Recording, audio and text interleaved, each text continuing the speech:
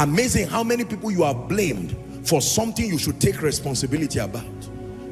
I am praying that God does not tempt me to digress, because what I want to say has to do with the issue of marriage. You know, I don't talk so much about marriage, not because I don't have what to say. My epistle is coming. Oh, I have something to say. I certainly have something to say.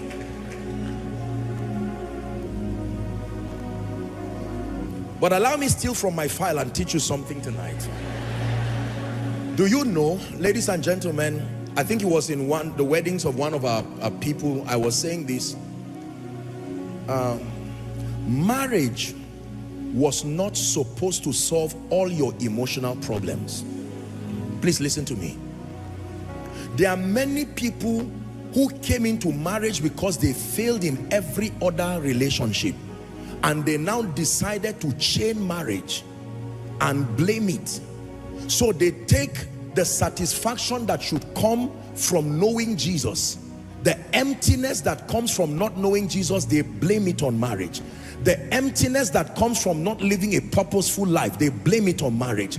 The emptiness that comes from not understanding human relation skills, they blame it on marriage.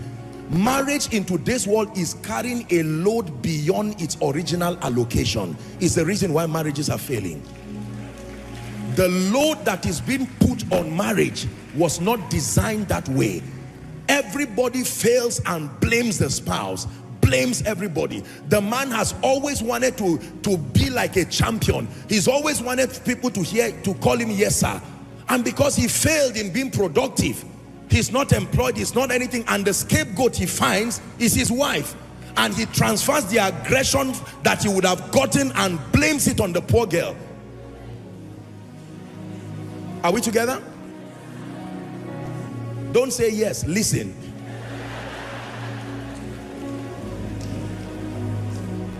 How about the ladies?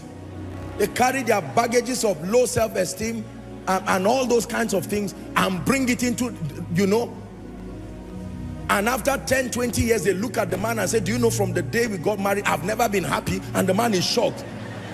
You laughed when I took you for vacation. You laughed when you said all kinds of things during your birthday, that I'm the best thing. That what changed? And you say from the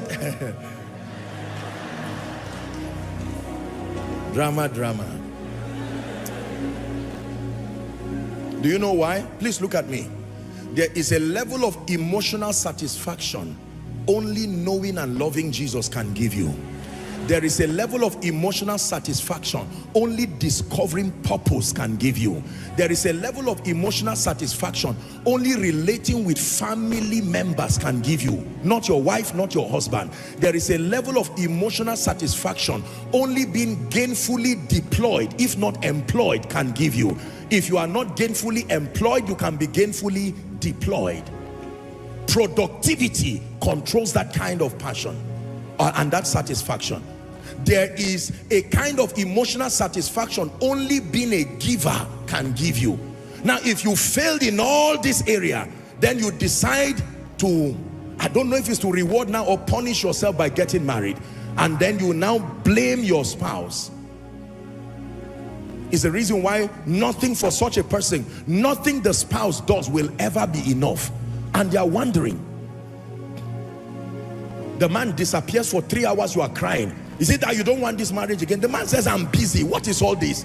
The time you are using to cry, you should have been using to do something with your life. And because you are not doing anything with your life, you transfer your emotional luggages.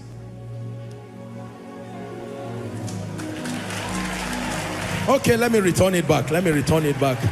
Let me return it back. Zip it quietly. The Bible says, right, there's a time for the vision to speak. But have you learned something? So while you get angry, there are people like that.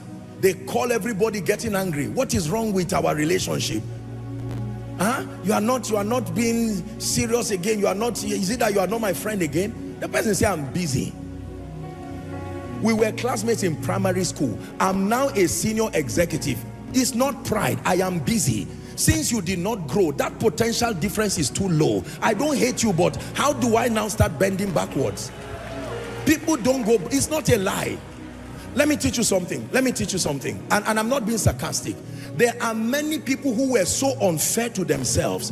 When everybody within their circle was growing, they were assuming relationships will remain like that.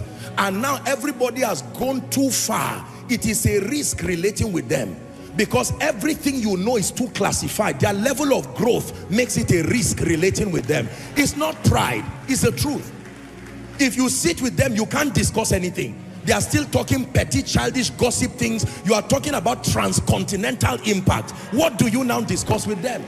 They have refused to grow. Do you know that can happen between a spouse?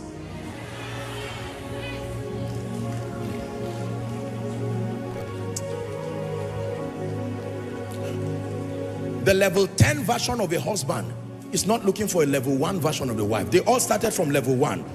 But the man, you see, that's why every man must invest in growing his wife. Don't say she should grow. You love her enough. That's what you told her parents before taking her. So invest in growing her, so that as you rise, her growth is matching your level of growth.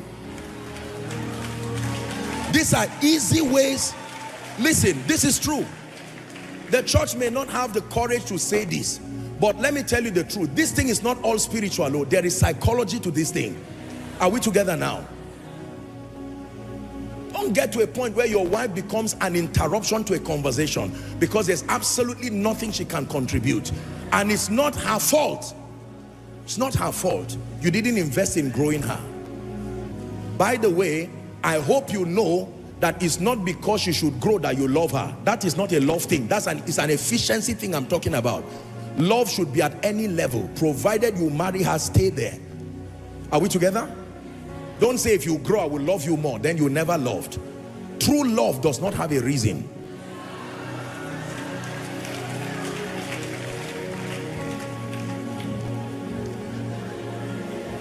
How did I get here? How did I get here? How did I get here? How did I get here?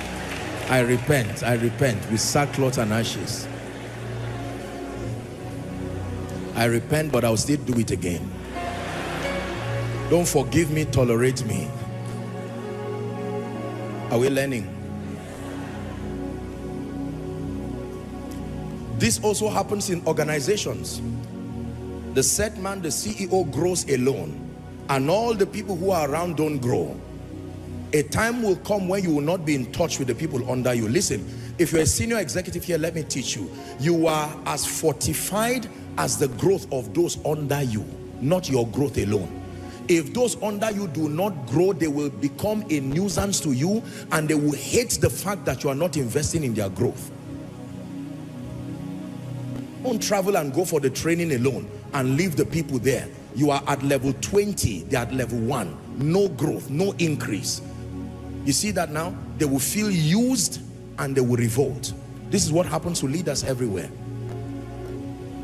This is the same principle even in family.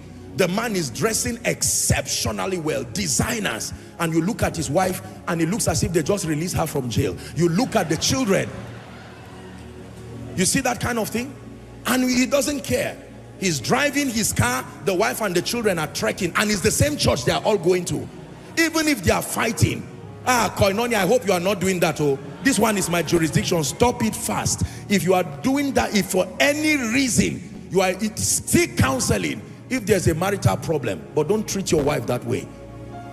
And then sometimes it's the women that treat the men that way. Don't treat the men too that way. There are women who beat men.